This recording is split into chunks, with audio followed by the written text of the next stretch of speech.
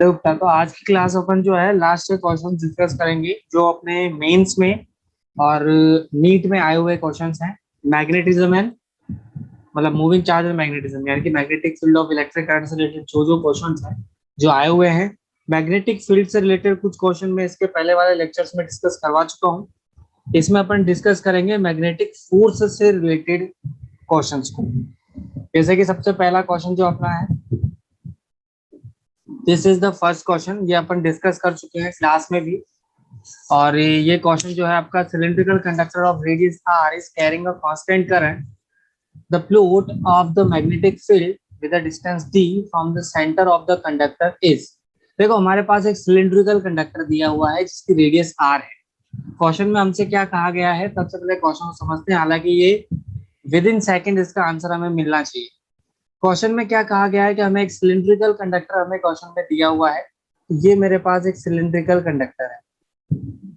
हालांकि इसका डेरिवेशन मैंने क्लास में करवाया था, इसने नहीं देखा हो लास्ट की वीडियो, मतलब जो मैंने वीडियोस डाली थी लास्ट वाली, उसमें देख सकता है। ये हमारे पास एक कंडक्टर है। जब तक उसने कहा नहीं है क्वेश्चन में तब तक हमें इसे सॉलिड कंडक्टर मानना है। तो ये मेरे पास एक सॉलिड कंडक्टर है।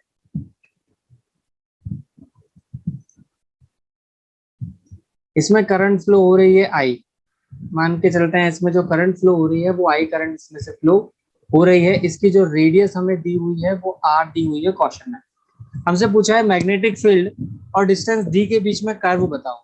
तो हमने इसके लिए निकाला था कि जो हमारा बी आउट आता है, इसके लिए हम कैलकुलेट कर चुके हैं। ये हमारे पास आता है mu not I upon 2 pi D. B surface जो मेरे पास आता है वो मेरे पास आता है mu I upon 2 pi R, where R is the radius. और जो बी इन मेरे पास आता है वो आता है मेरे पास म्यू जे आर बाई 2। ये वैल्यू हमारे पास होती है, यानी कि हमारा जो रिलेशन होता है वो हमारे, ये तीनों डेरिवेशन हम कर चुके थे लास्ट क्लास में। तीनों का डेरिवेशन अपन ने क्लास में किया था। सॉलिड कंडक्टर के लिए ग्राफ उसने पूछा था हमारा। तो ध्यान रहे, अगर होलो कंडक्टर होता है, अगर हमें होलो कंडक्टर दिया होता है तो फिर ग्राफ हमारा सी वाला सही होता है। ये होलो के लिए है, याद रखना है अपने को। होलो कंडक्टर में बी आउट जो होता है मेरा इनवर्सली प्रोपोर्शनल टू डी होता है। ये हमारा बी सरफेस होता है और जो बी इन होता है वो जीरो होता है क्योंकि अंदर कोई करंट नहीं होती। और ये हमारा सॉलिड कंडक्टर के लिए होता है। सॉलिड कंडक्टर के केस में जो बी आउट है हमारा वो इनवर्सली प्रोपोर्शनल हो जाएगा डी के। ये हमारा बी सरफेस है और ये हमारा बी इन है जो डायरेक्टली प्रोपोर्शनल होता है आर के यानी कि डी के। इसको मैं डी कह रहा हूँ यहाँ पे, आर ना कह के इसको डी कहें। ठीक है, तो हमारा जो आंसर है वो डी होगा सॉलिड के लिए। अगर यही क्वेश्चन होलो के लिए पूछा जाता तो ये होता। अच्छा, ये दोनों तो पॉसिबल ही नहीं है, तो ये दो ऑप्शन तो हमारे पहले ही कर चुके हैं। तो हमारे पास दो में से एक ऑप्शन आंसर बचता है। तो सी वाला जो है वो होलो कंडक्टर के लिए यूज किया जाएगा और डी वाला जो है वो सॉलिड कंडक्टर के लिए यूज किया जाएगा। ये सेम वैसा ही है जैसा हमने सॉलिड स्फीयर के लिए मैग्नेटिक इलेक्ट्रिक फील्ड निकाला था और होलो स्फीयर के लिए मैग्नेट इलेक्ट्रिक फील्ड निकाला था। सेम वैसा ही है, सब कुछ वैसा ही है, ग्राफ भी वैसा ही है। तो इस क्वेश्चन का जो आंसर है वो डी है। ठीक है, तो इस क्वेश्चन का जो हमारे पास आंसर आएगा वो डी आएगा। ठीक है राहुल।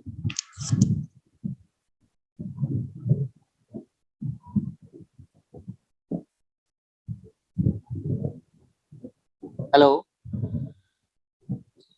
जी सर। ये क्वेश्चन समझ में आ गया अच्छे से? एक और बार समझा दीजिए। भाई इसमें देखो अपने को करना क्या है, उसमें सॉलिड कंडक्टर आपको दिया है, मतलब सिलिंड्रिकल कंडक्टर दिया है हमें जिसकी रेडियस हमें आर दी हुई है। कांस्टेंट करंट इसमें से फ्लो हो रही है। हमें मैग्नेटिक फील्ड और डिस्टेंस के बीच में कर्व ड्रॉ करना था। तो हमारा जो मैग्नेटिक फील्ड का फॉर्मूला होता है आउटसाइड, वो ये होता है। सरफेस पर हमारे पास ये होता है और इनसाइड जो फॉर्मूला हमारे पास होता है वो होता है म्यू नॉट जे आर। जे यहाँ पर करंट डेंसिटी है, mu naught J R by 2। ये हमारे पास इनसाइड मैग्नेटिक फील्ड होता है। अब अगर अकॉर्डिंग, तो अगर मैं इसके अकॉर्डिंग बात करूँ तो जो मेरा लॉ बनेगा, जो मेरा फॉर्मूला बनेगा वो कुछ इस तरह का बनेगा। मतलब यहाँ पे हमारे पास दो ग्राफ दिए हुए हैं। अब ध्यान दो, पहला ग्राफ जो है हमारा वो तो कैसा है, पहला ग्राफ जो दिया हुआ है वो तो पॉसिबल ही नहीं है, क्योंकि मैग्नेटिक फील्ड कांस्टेंट हो ही नहीं सकता डिस्टेंस के साथ, ना पहले ना बाद में। तो पहला और दूसरा ग्राफ तो वैसे ही हमारा नहीं बन सकता। तो अब आंसर बचता है कौन सा, इसके बाद हमारे पास आंसर बचता है सी और डी। सी और डी हमारे पास आंसर बचता है। तो यहाँ पर हमारे पास सरफेस ये दोनों तो सही रहेंगे। बाकी ये है इनसाइड जीरो तब होता है जब हमारा होलो कंडक्टर हो। तो होलो कंडक्टर उसने दिया नहीं है, उसने सॉलिड कंडक्टर दिया है, इसीलिए हमारा आंसर जो है वो डी होगा, जिसके लिए फॉर्मूला हमारे पास ये होता है। ये सेम वैसा ही है जैसा अपन ने होलो स्फीयर और सॉलिड स्फीयर के लिए कैलकुलेट किया था इलेक्ट्रिक फील्ड, सेम वैसा ही है ग्राफ जो हमने यूज किया था। नेक्स्ट क्वेश्चन आपके सामने ये रहा, 2 मिनट देता हूँ, उसको ट्राई करो। Long straight wire of radius A carries a current I. ये ए जो है वो हमें रेडियस दी हुई है, this is a radius and this is the current. एक वायर है जिसकी रेडियस ए है, करंट उसमें आई फ्लो हो रही है। The current is uniformly distributed over this cross section.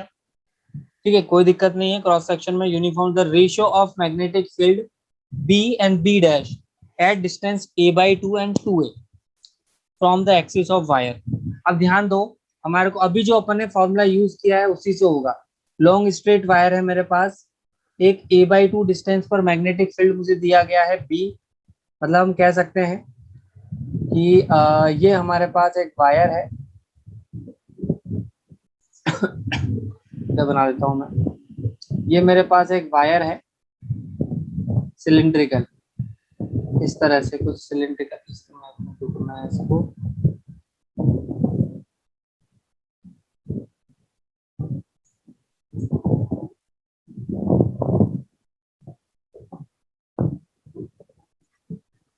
ये कुछ इस तरह से मेरे पास एक सिलिंड्रिकल वायर है।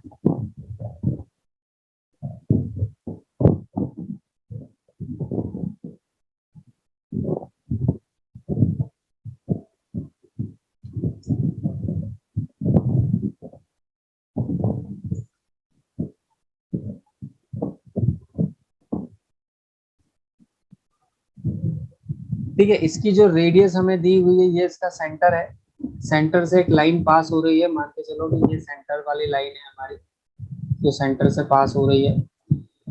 ये जो रेडियस हमें क्वेश्चन में दी हुई है, दिस इज आर। सो इस आर की वैल्यू यहाँ पर ए दी हुई है क्वेश्चन में। तो हमसे यहाँ पर दो पॉइंट पूछे गए हैं, एक तो a/2 यानी कि यहाँ पे कहीं होगा पॉइंट P, इस पर मैग्नेटिक फील्ड हमें दिया है B, और एक हमारा है 2a यानी कि वो कहीं यहाँ पे होगा पॉइंट Q, इस पर मैग्नेटिक फील्ड हमें दिया हुआ है B डैश। तो हमसे B और B1 का रेशियो हमसे क्वेश्चन में पूछा है। तो देखो अभी जो हमने यूज किया था, हमारे पास यहाँ पर ये है सॉलिड कंडक्टर है,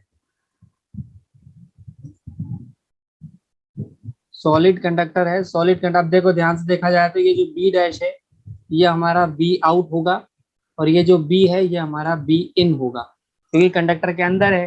पी पॉइंट कंडक्टर के अंदर है और क्यू पॉइंट जो है वो कंडक्टर के बाहर है। तो बस, तो ये हमारा हो जाएगा, हमसे रेशो पूछा गया है तो ये रेशो हमारे पास बी रेशो बी नॉट हमसे पूछा है, ये हमारा हो जाएगा B in upon B out. B in हमारे पास होता है mu naught J R, R की जगह यहाँ पर आ जाएगा a/2 अपॉन बी आउट, ये डिवाइड बाय 2 है, और ये हो जाएगा मेरा mu not I upon R की वैल्यू अपने पास हो जाएगी 2 पाई × 2a, 2 पाई डी होती है। तो ये हमारे पास देखो यहाँ से क्या, म्यू नॉट से हमारा म्यू नॉट कट जाएगा, तो ये जो रेशो हमें यहाँ पर मिलेगा वो रेशो देखो यहाँ पर हमारा जे को मैं लिख सकता हूँ I into pi A square into A by 2 into 2 into I, और अपने पास 4 पाई ए। तो ये मेरे पास वैल्यू आ जाएगी यहाँ पर 4 से, ये 4 कट जाएगा मेरे पास। अच्छा, एक कुछ मिस्टेक की क्या अपन ने यहाँ पे, ठीक है सही है, 2/d B1 जो है वो 2a डिस्टेंस पर है और B जो है वो a/2 डिस्टेंस पर है, ठीक है। तो यहाँ पर अपना a/2 आ जाएगा और ये अपना, तो ये मेरे पास बन जाएगा यहाँ पर, i ने i को मार दिया तो इसका आंसर 1 आएगा। मतलब ये सारी वैल्यू हमारे पास कांस्टेंट आ जाएगी। तो पाई स्क्वायर ए,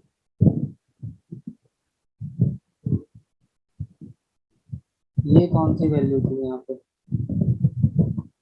अच्छा ठीक है, तो ये हमारे पास a की पावर 4 आ जाएगा, यानी कि कांस्टेंट आएगा। b और b का रेशियो जो आएगा मेरे पास वो कांस्टेंट आएगा, यहाँ पे कांस्टेंट आएगा तो वैल्यू जो है वो 1 हो जाएगी। सही है, ठीक है। तो हमें यहाँ पर फॉर्मूला वही यूज करना है, ध्यान रखना सॉलिड करके, इसके ऊपर बहुत सारे क्वेश्चन बने हैं और बनते रहते हैं।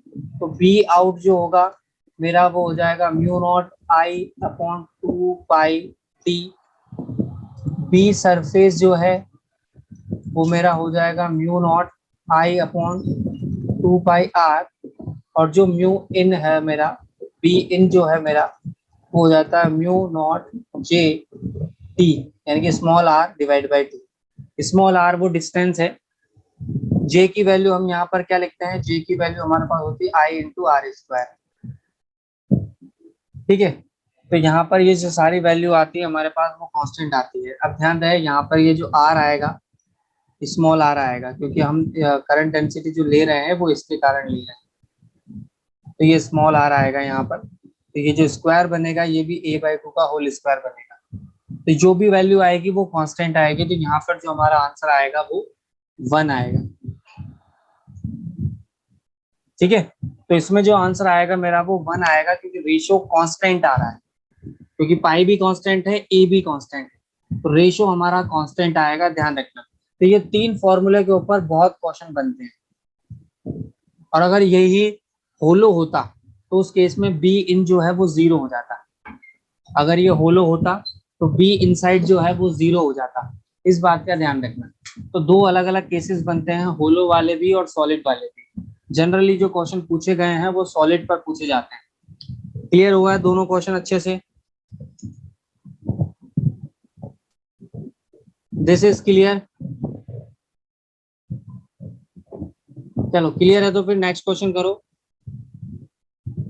नेक्स्ट क्वेश्चन हमारे सामने ये रहा, a long solenoid of length 50 centimetre having number of turns carries a current magnetic field at the centre of solenoid. हमसे पूछा है मैग्नेटिक फील्ड बताना है हमें सेंटर, सोलेनोइड के सेंटर पे। हमारे पास एक सोलेनोइड दी हुई है, ट्राई करो इसको, फॉर्मूला बेस्ड क्वेश्चन है, फटाफट ट्राई कर दो, ट्राई करो इसको, कितना आंसर आता है।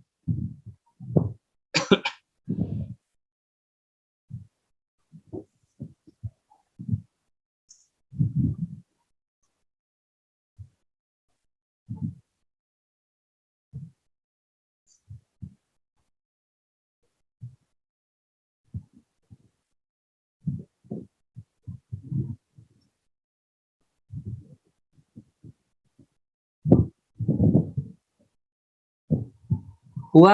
इतना टाइम नहीं लगना है। देखो अपन अगर कंपटीशन के लिए प्रिपेयर कर रहे हैं तो इतना टाइम मुझे नहीं लगना चाहिए। देखो सिंपल सा क्वेश्चन था, बता देता हूँ। हमें पता है मैग्नेटिक फील्ड सोलेनोइड है, इसके लिए हमें लेंथ गिवन है कितनी, 50 सेंटीमीटर। नंबर ऑफ टर्न्स जो है टोटल वो दिए हुए हैं मुझे 100, और मुझे करंट दे रखी है कितनी, 2.5 एम्पियर, और म्यू नॉट की वैल्यू जो है मेरे पास वो होती है 4 पाई इंटू 10⁻⁻⁷। चलो ये तो हो गए मेरे पास कांस्टेंट। अब मुझे पता है magnetic field due to solenoid कितना होता है, कितना होता है magnetic field due to solenoid.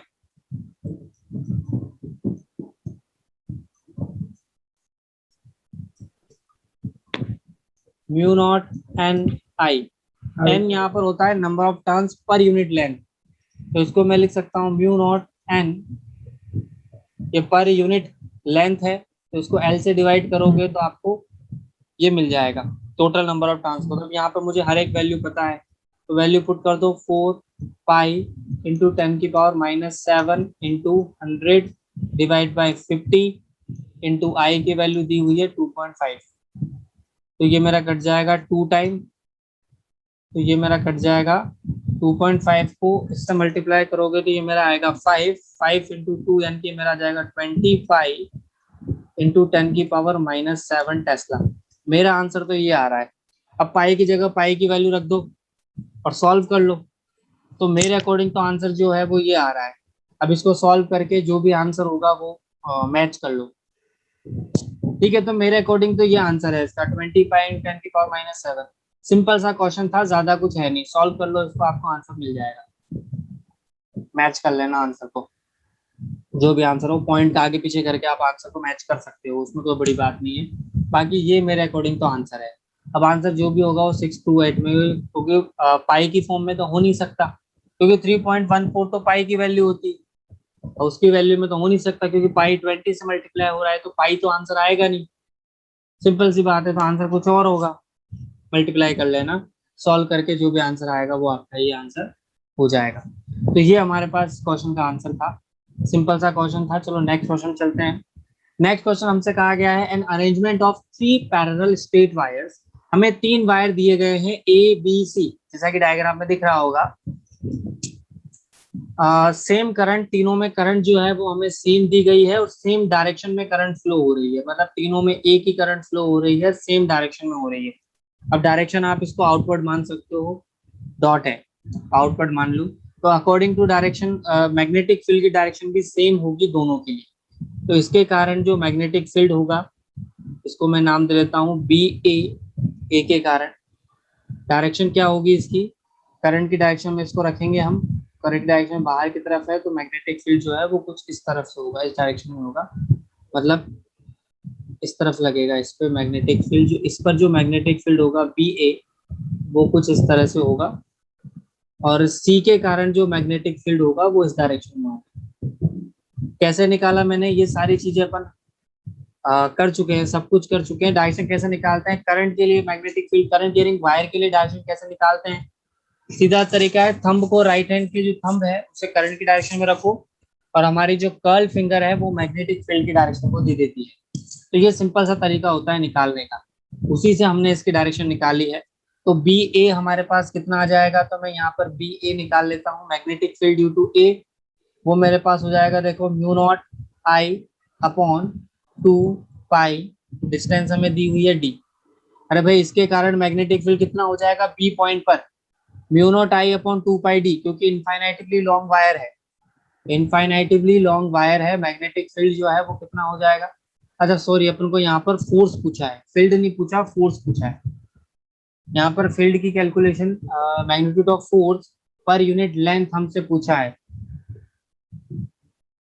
ठीक है, फील्ड नहीं पूछा। बाकी मैं फील्ड भी निकाल के बताता हूँ एक बार, फिर मैं फोर्स की कैलकुलेशन भी करा दूंगा, पहले फील्ड की कैलकुलेशन भी देख लो, है ना। फील्ड कैसे निकालेंगे, इसका बी ए हो जाएगा, ऐसे हमारे पास बी बी है, बी सी जो है वो भी इतना ही होगा, mu naught I upon 2 pi D, ठीक है। तो ये हमारा हो जाएगा टोटल मैग्नेटिक फील्ड जो हो जाएगा बी नेट, वो हो जाएगा under root B A square plus B C square. क्यों, क्योंकि थीटा 90 डिग्री है, तो रिजल्टेंट हमारा कुछ ऐसा लिखा जाएगा बी नेट। तो जो मेरा बी नेट है यहाँ पर वो कितना मिलेगा मुझे, यहाँ पर देखो, तो बी नेट मेरे पास आ जाएगा यहाँ पर, ये बी और बी है तो इसको हम लिख सकते हैं अंडर रूट 2 बी, ये मेरा बन जाएगा under root 2 mu naught I upon 2 pi D. तो ये मेरा बन जाएगा mu not I upon under root 2 pi D. ये तो था नेट मैग्नेटिक फील्ड जो इसके ऊपर लगेगा। अब नेट मैग्नेटिक फील्ड को करंट से मल्टीप्लाई कर दो, ध्यान रखना, नेट मैग्नेटिक फील्ड को उसमें फ्लो होने वाली करंट से मल्टीप्लाई कर दो। तो हमें अगर एफ नेट निकालना है इसके ऊपर, तो एफ नेट हमारा आ जाएगा बी नेट इंटू आई। देखो हमारा आंसर यही है, under root 2 pi D, this is our answer. और दूसरा तरीका क्या है, दूसरा तरीका ये है, इसके कारण इसके ऊपर फोर्स कितना लगेगा, तो हमें पता है 2 पैरेलल कंडक्टर है, डायरेक्शन सेम है, डायरेक्शन सेम है, तो अट्रैक्शन लगेगा, अट्रैक्शन लगेगा तो जो फोर्स है वो इस डायरेक्शन में लगेगा। तो एफ ए जो होगा मेरा तो एफ ए की वैल्यू जो मेरे पास आएगी वो आ जाएगी mu nought I1 I2 upon 2 pi D. यही वैल्यू होती है mu not I square upon 2 pi D, I1 I2 upon D. पर यूनिट लेंथ की बात कर रहा हूं मैं। ऐसे ही मेरे पास एफ बी जो है वो भी अट्रैक्शन टाइप का होगा, वो भी हमारे पास यही होगा। दोनों की वैल्यू सेम है तो जो रिजल्टेंट आएगा वो √2f आएगा। देखो यही आंसर आ रहा है। तो आप दोनों तरीके से कर सकते हो, बी नेट निकाल के उसको करंट से मल्टीप्लाई कर दो तो भी आंसर मिल जाएगा। और अगर हम दो पैरेलल कंडक्टर वाला कंसेप्ट इसमें यूज करें तो भी हमारा आंसर हो जाएगा। दोनों में से किसी से भी करो, आंसर आने से काम है। अब देखो ये क्वेश्चन आपके जितने फास्ट होने चाहिए ना, मतलब कैलकुलेशन पोर्शन जितना ज्यादा फास्ट होगा उतना अच्छा है, क्योंकि जितना कम आप पेन यूज करोगे कंपटीशन में आपको उतना ही बेनिफिट मिलेगा। As a point of competition के पॉइंट ऑफ व्यू से अगर मैं बात करूँ, ये समझ में तो आ रहा है ना क्वेश्चन के, मैं ही सीख रहा हूँ बस। क्यों जी राहुल? सर, आ रहे हैं। ये आ समझ रहे में हैं, आ तो रहे आ हैं रहा है सर। ना, सिंपल क्वेश्चन है। अभी तो सिंपल, अब ये मेंस वाला क्वेश्चन है। देखो एक क्वेश्चन हमें दिया गया है, इसको ट्राई करो आप। ये अपन ने, ये आपने पढ़ा हुआ है, किया हुआ है, इसको ट्राई करो। The galvanometer of resistance G is shunted by a resistance S to keep maintain main current is unchanged. The resistance put series with galvanometer। Question क्या कहना चाह रहा है? गैल्वेनोमीटर है जिसका रेजिस्टेंस G दिया हुआ है और इसके साथ हमने एक शंट रेजिस्टेंस कनेक्ट किया है S। S को हमने इस तरह से कनेक्ट किया है कि सर्किट में करंट जो है वो चेंज नहीं हो रही। सर्किट में करंट चेंज नहीं हो रही, हमने S को इस तरह से जोड़ा है। तो बताओ जो रेजिस्टेंस आपने गैल्वेनोमीटर के साथ जोड़ा है उसकी वैल्यू क्या होगी? ठीक है, इस क्वेश्चन को ट्राई करो। मैं आपको 2 मिनट देता हूँ, लगाओ दिमाग कैसे करेंगे इसको।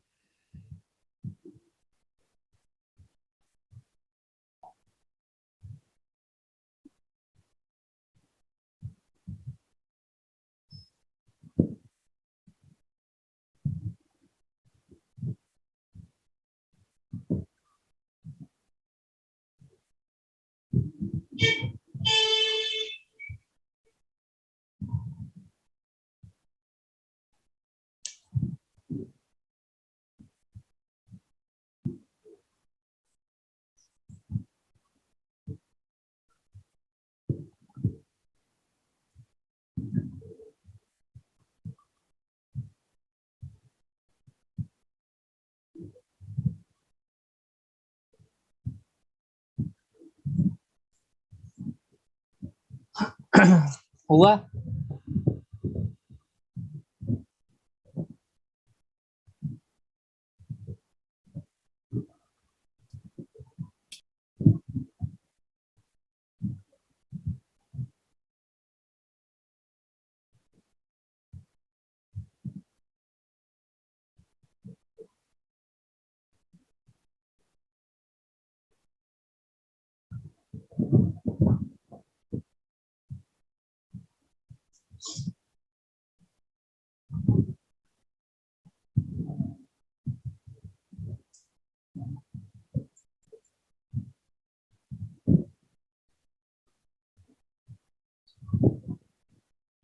हुआ या नहीं हुआ?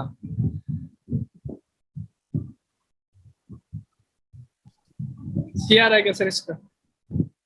सी, चलो चेक कर लेते हैं कितना आंसर आ रहा है। देखो हमसे क्या कहा गया है, गैल्वेनोमीटर है। सबसे पहले गैल्वेनोमीटर बना लेते हैं भाई साहब। ये मेरे पास गैल्वेनोमीटर बना लिया मैंने। इसका रेजिस्टेंस हमें G दिया हुआ है क्वेश्चन में, चलो बहुत अच्छी बात है। Shunted bye a resistance S ओम, इसको मैंने शंटेड कर दिया S ओम से, तो ये मैंने एक रेजिस्टेंस इसके साथ कनेक्ट कर दिया S ओम का। चलो आगे बात करते हैं। टू कीप मेन करंट, अब ध्यान रखना G में जो करंट है, मेन करंट का मतलब जो गैल्वेनोमीटर में जो करंट फ्लो हो रही थी वो सर्किट में अनचेंज रहती है। Circuit resistance is to be put in series, इसके साथ हमने सीरीज में एक रेजिस्टेंस कनेक्ट किया है क्वेश्चन के अकॉर्डिंग, दैट इज R। अब हमसे पूछा गया है कि जो करंट इसमें फ्लो हो रही है, अरेंजमेंट में जो करंट फ्लो हो रही है वो वही होनी चाहिए जो गैल्वेनोमीटर में करंट फ्लो हो रही थी।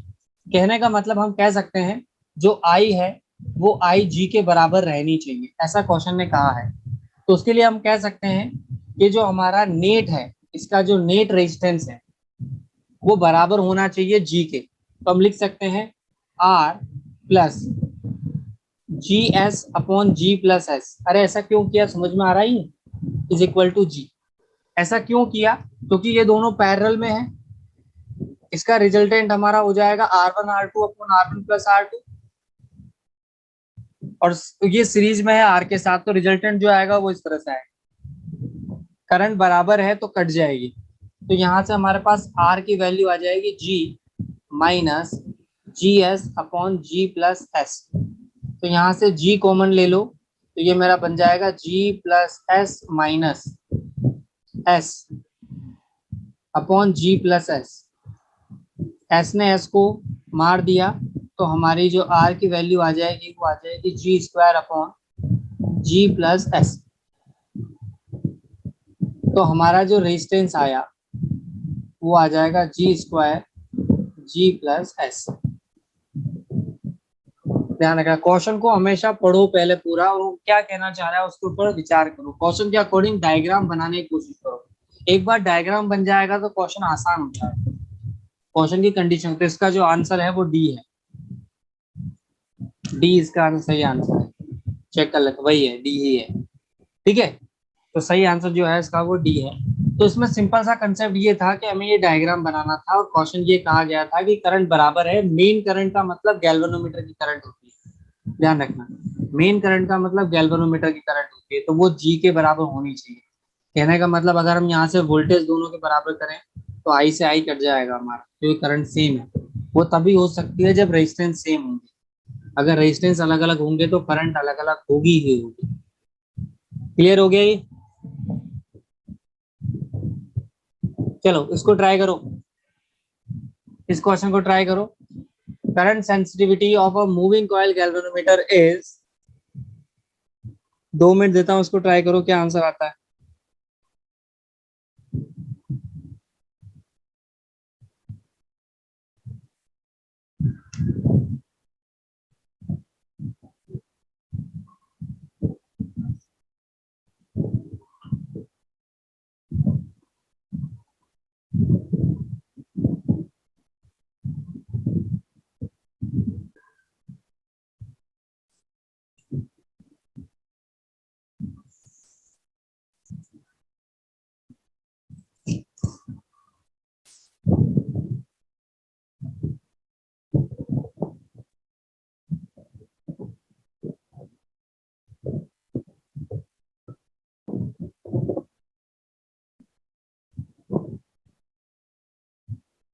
हुआ?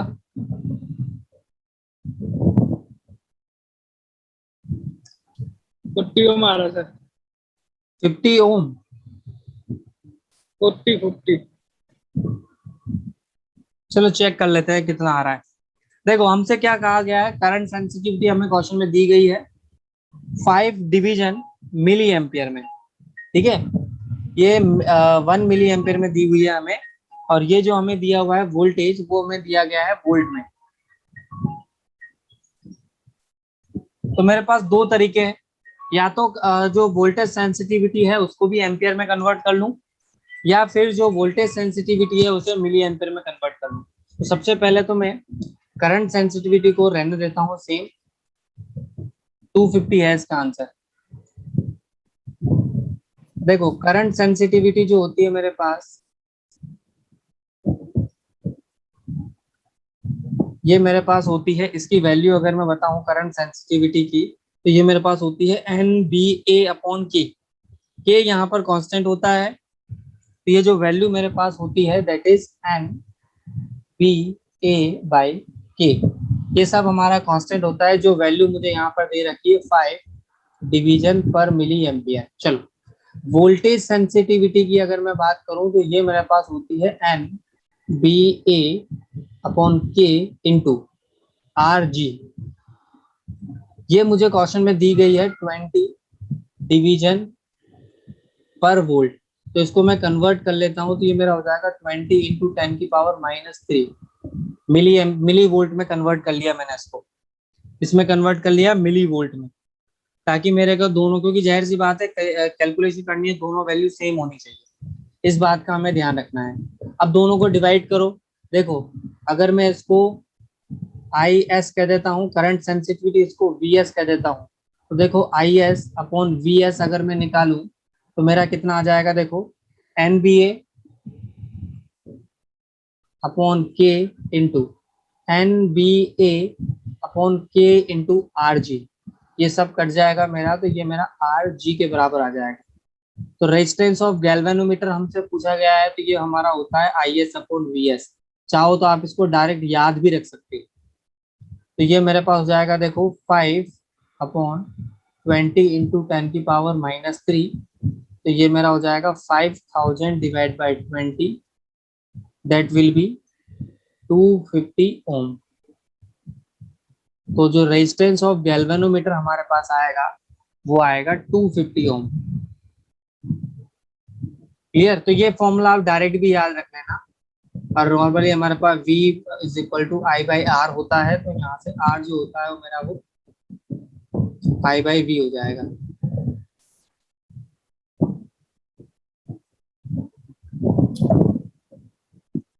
ठीक है, तो उससे भी आप कर सकते हो, पर यहाँ पे सेंसिटिविटी का मैटर है। सेंसिटिविटी में ये फॉर्मूला भी हमें ध्यान रखना है, बहुत बार फॉर्मूले से रिलेटेड भी क्वेश्चन बन जाता है। चलो आगे चलते हैं। ये क्वेश्चन है आपका, ट्राई करो उसको, 2 मिनट का टाइम है आपके पास।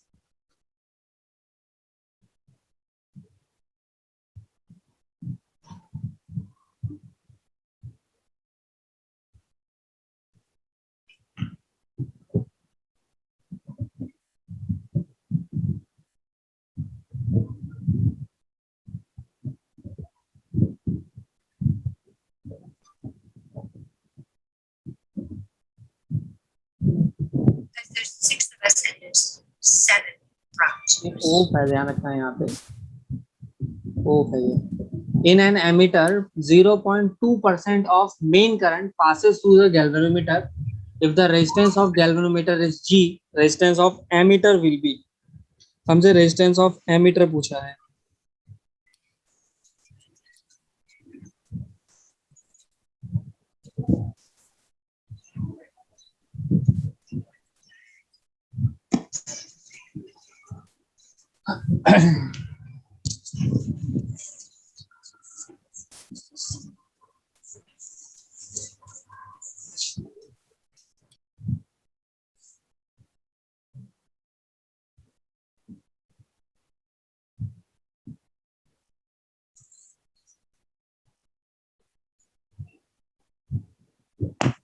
हुआ?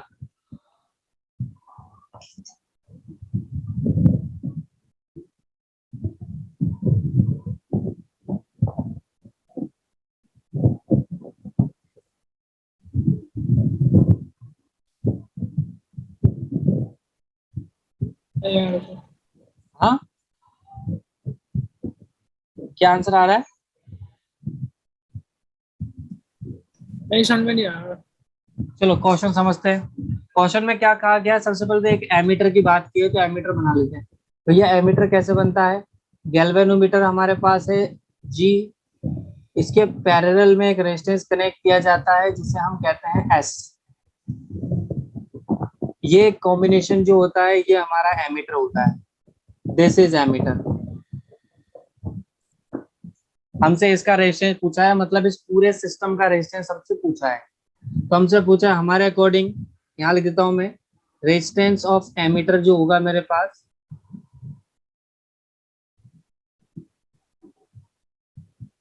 That will be G S upon G plus S होगा, या आप इसको ऐसे भी कह सकते हो 1/G प्लस 1/S। ठीक है, इज इक्वल टू 1/R, ये रेजिस्टेंस जो है हमारे पास। ठीक है, तो R की वैल्यू आप ये वाला फॉर्मूला भी यूज कर सकते हो और ये वाला भी यूज कर सकते हो, दोनों में से। G तो हमें क्वेश्चन में पता है ही सही, S की वैल्यू हमें क्वेश्चन में नहीं पता।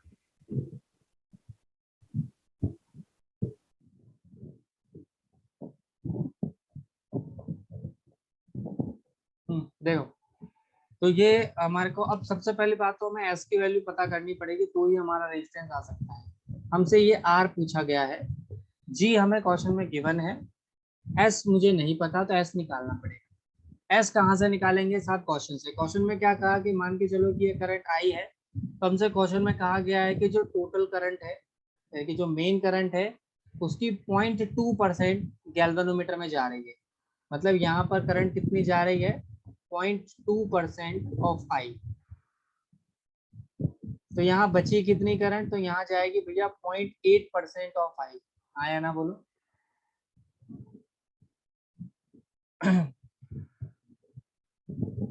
देखो, मुझे करंट की वैल्यू निकालनी पड़ेगी। सबसे पहले तो मैं इसकी वैल्यू निकाल लेता हूँ। इसे मैं आई जी कह देता हूँ, इसे मैं आई एस कह देता हूँ। आई जी निकालते हैं सबसे पहले। तो आई जी जो है मेरा, वो कितना हो जाएगा, देखो 0.2%, यानी कि इसको अपन लिख सकते हैं 2/100 इंटू आई। 2% का मतलब क्या हो जाएगा मेरा, सॉरी 0.2% है, 2% भी नहीं है, 0.2 है, तो यहाँ पर 0.2 कर दो। 0.2/100, तो ये मेरा हो जाएगा I/500। होगा कि नहीं होगा। ये करंट गई इसके अंदर, तो आई एस मेरे पास कितनी हो जाएगी, आई एस मेरे पास हो जाएगी I-I/500। तो ये मेरे पास हो जाएगा 499,500 आई। ये करंट जाएगी मेरी एस में होगी। अब देखो, मुझे पता है दोनों के लिए वोल्टेज बराबर होती है।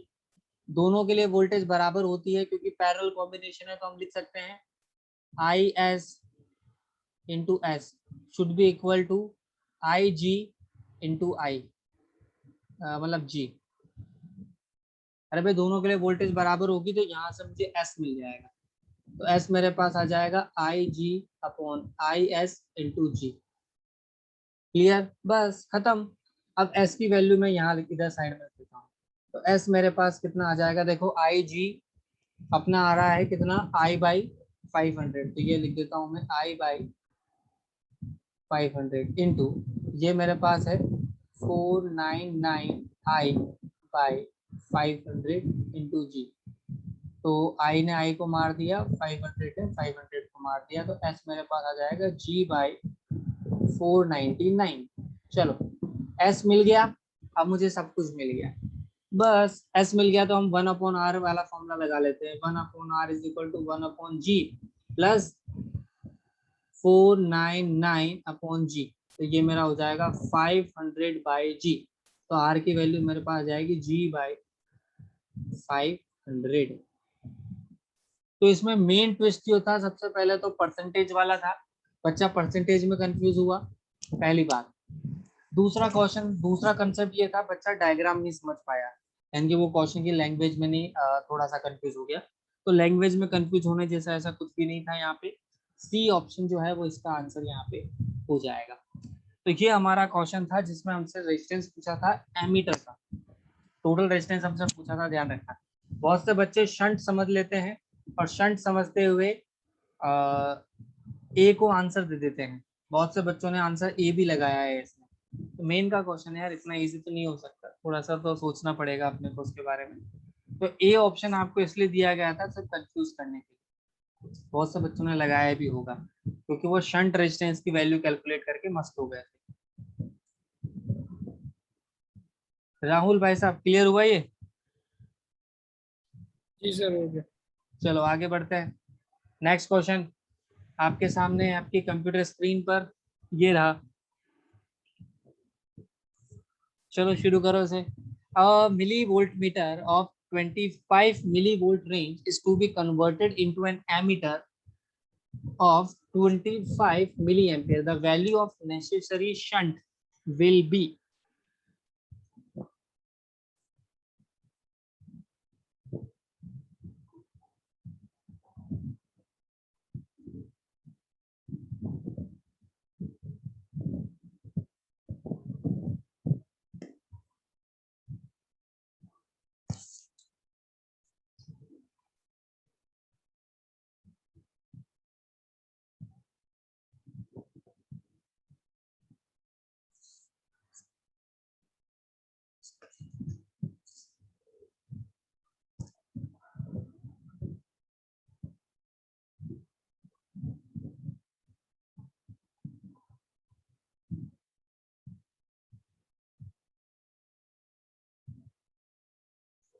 कैसे करेंगे,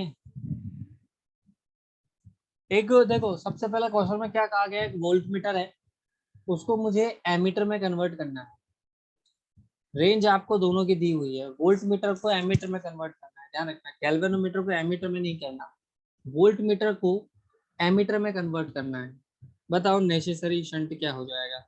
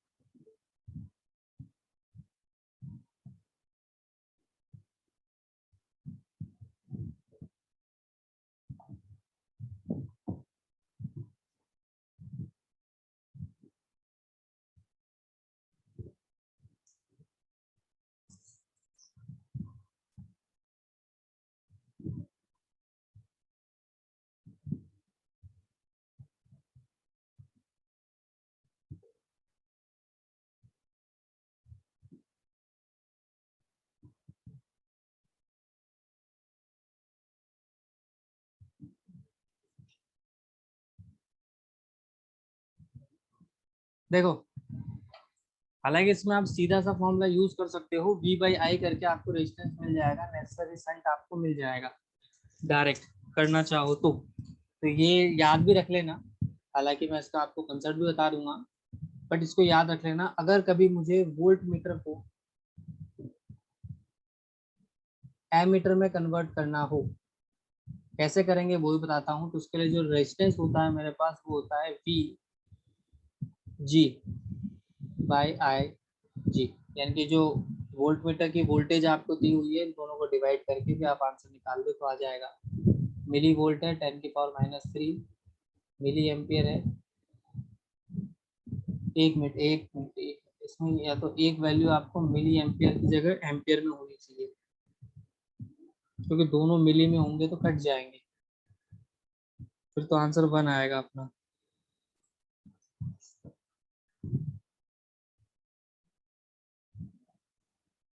हाँ, ये एम्पियर में है ना, मिली में नहीं है, एम्पियर में है ये। तो 25 ही आएगा यहाँ पर ये। तो ये मेरा आएगा 1 × 10⁻³ ओम, यानी कि 0.001 ओम। अगर ये 25 मिली एम्पियर होता, मान के चलो अगर 25 मिली एम्पियर होता, तो आंसर 1 ओम आ जाता, उसमें कोई प्रॉब्लम वाले। अब कन्वर्ट कैसे करते हैं वो समझो, कंसेप्ट क्या है वो समझो। पहले तो सीधा फॉर्मूला ये होता है हमारा V नॉट बाई आई, इसको V नॉट कहते हैं बहुत बार। V नॉट बाई आई सीधा फॉर्मूला हमारे पास होता है अगर हमें वोल्ट मीटर को एमीटर में कन्वर्ट करना होता है तो।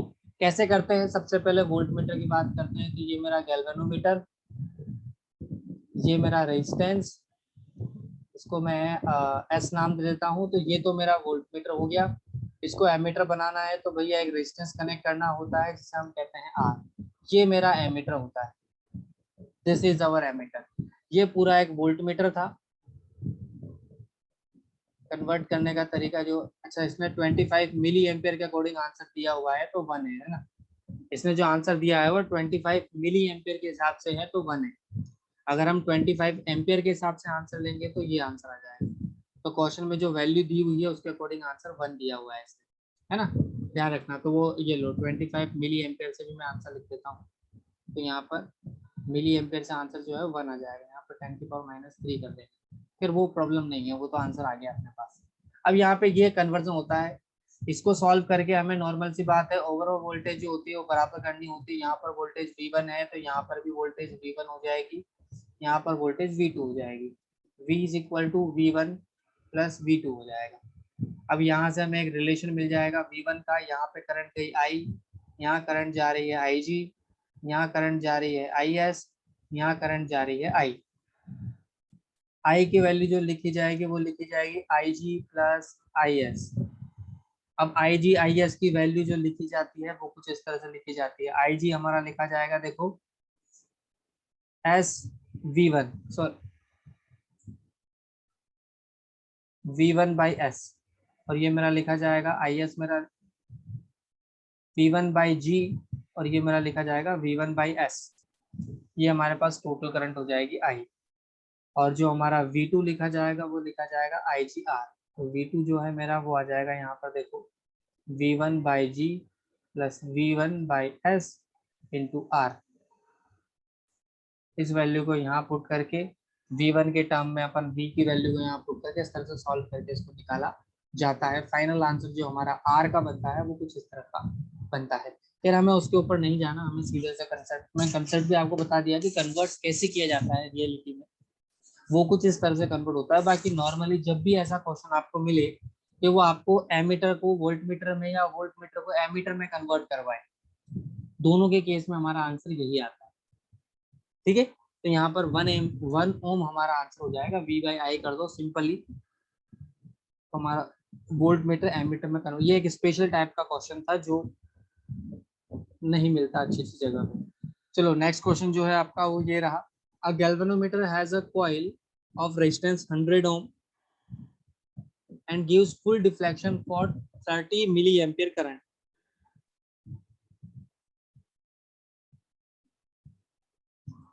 Reading of if it works as voltmeter 30 volt, voltmeter की रेंज हमें 30 वोल्ट दी गई है, आर की वैल्यू हमसे पूछी है। बताओ रेजिस्टेंस की वैल्यू क्या हो जाएगी हमारे पास। इसका तो सीधा सीधा फॉर्मूला यूज कर सकते हो आप डायरेक्ट, सीधा सीधा फॉर्मूला इसका यूज कर सकते हो डायरेक्ट। जो हमने फॉर्मूला पढ़ा था भाई, आपको सीधा सा गैल्वेनोमीटर को किस में कन्वर्ट करना है, वोल्ट मीटर में। तो हम कह सकते हैं यहाँ पर आर जी जो है वो मुझे 100 ओम दिया हुआ है, ठीक है। और आई जो है, यानी कि जो आई जी है वो मुझे दिया है 30 मिली एम्पियर, यानी कि 30 इंटू 10⁻³ एम्पियर। और जो वोल्ट रीडिंग जो मुझे दे रखी है वो 30 वोल्ट दी हुई है। तो हमें पता है V जो होता है मेरे पास वो कितना होता है, याद करो। जब हमने वोल्ट मीटर को कन्वर्ट किया था गैल्वेनोमीटर को कन्वर्ट किया था वोल्ट मीटर में, तो जो हमारा R आया था शंट, वो कितना आया था, देखो, वो आया था हमारे पास V by R G minus G. सारी वैल्यू मेरे पास है, बस कुछ नहीं करना, वैल्यू पुट कर दो। तो यहाँ पर V की जगह आ जाएगा 30/30 इंटू 10⁻³ माइनस 100। तो ये मेरा कट जाएगा, 30 से 30 कट जाएगा, तो ये हो जाएगा मेरा 900 ओम।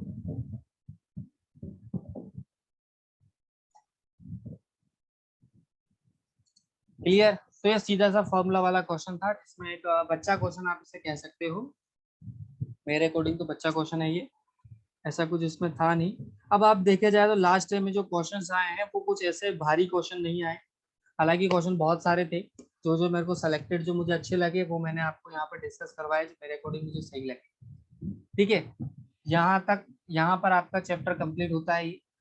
अब नेक्स्ट चैप्टर अपन शुरू करेंगे इसके बाद, कल से नेक्स्ट क्लास में अपन इसके बाद जो इसका अगला वाला चैप्टर है मैग्नेटिज्म एंड मैटर वाला, वो स्टार्ट करेंगे। ठीक है।